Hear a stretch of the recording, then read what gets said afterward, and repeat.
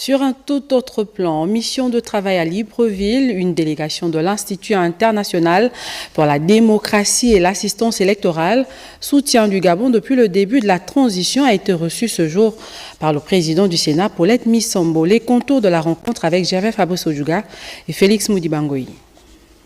À quelques semaines de la tenue de l'élection présidentielle du 12 avril prochain, les organismes internationaux s'intéressent de plus en plus à la situation du Gabon. C'est le cas du Bureau régional Afrique et Moyen-Orient de l'Institut international pour la démocratie et l'assistance électorale. En séjour de travail à Libreville, la délégation de cette institution intergouvernementale a été reçue par la présidente du Sénat de la transition, Paulette Missambo. Nous avons échangé sur le processus de la transition qui vraiment se sont déroulés dans la bonne direction.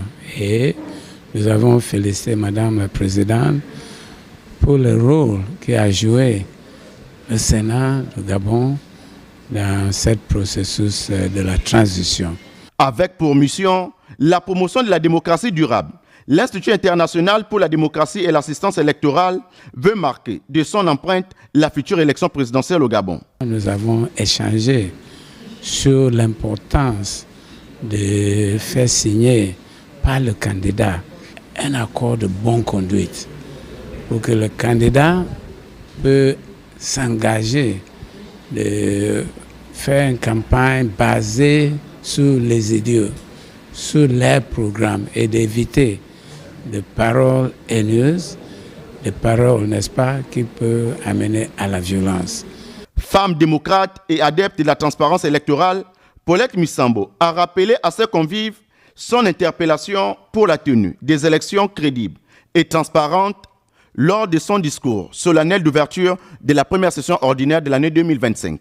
Pour la présidentielle 2025, l'Institut international pour la démocratie et l'assistance électorale et le Sénat partagent les mêmes ambitions, à savoir une élection crédible, libre et transparente. Et après le Sénat, la délégation de l'Institut international pour la démocratie et l'assistance électorale a également dévisé ce matin avec le président de l'Assemblée nationale de la transition. Le point avec Jean-Rodrigue Bigounou et Valérie-Charles Polangoy.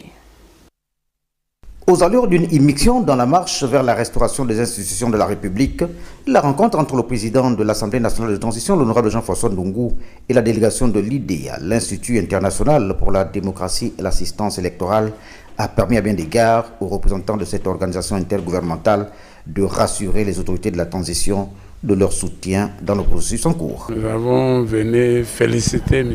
le Président de l'Assemblée nationale pour l'ouverture solennelle de l'Assemblée, la session de l'Assemblée nationale hier. Il nous a fait honneur de nous inviter et c'était vraiment très bien passé. Donc nous avons venu le féliciter, mais aussi d'échanger pour les préparatifs pour les élections présidentielles dans quelques semaines.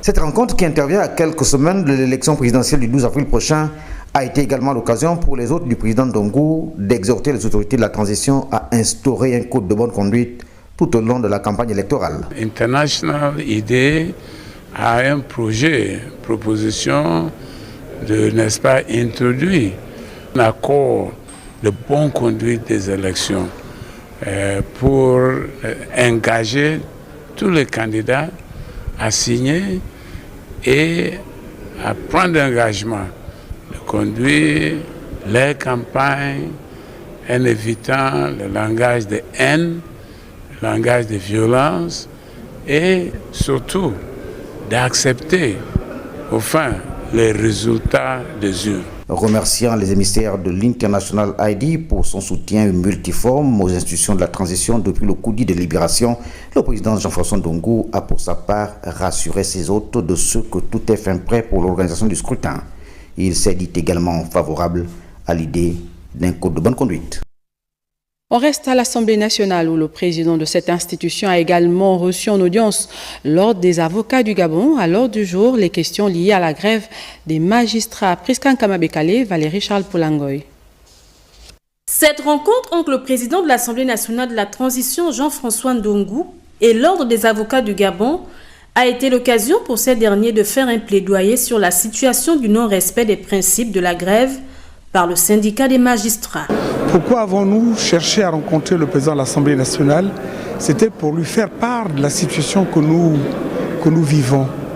Vous savez, les magistrats se sont mis en grève, ils ont durant presque plus d'une année. Ils ont fait une première grève durant plus d'une année.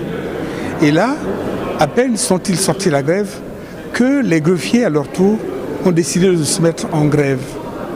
Et les magistrats en ont fait autant. Ils se sont remis en grève. Et vous savez que quand on se met en grève, on a ce qu'on appelle un service minimum. Et aujourd'hui, ce service minimum, nous ne l'avons plus. Et cela au détriment de qui? Au détriment de notre propre situation, mais aussi au détriment des clients que nous défendons. Nous avons des personnes qui sont en détention préventive. Et nous faisons comme si effectivement la vie de ces personnes ne nous préoccupait pas. Est-ce normal que les gens puissent rester en prison pendant des années sans jugement? Au cours de cet entretien avec ces hommes de loi, le patron de la représentation nationale les a rassurés d'examiner cette question avec ses collègues membres du bureau.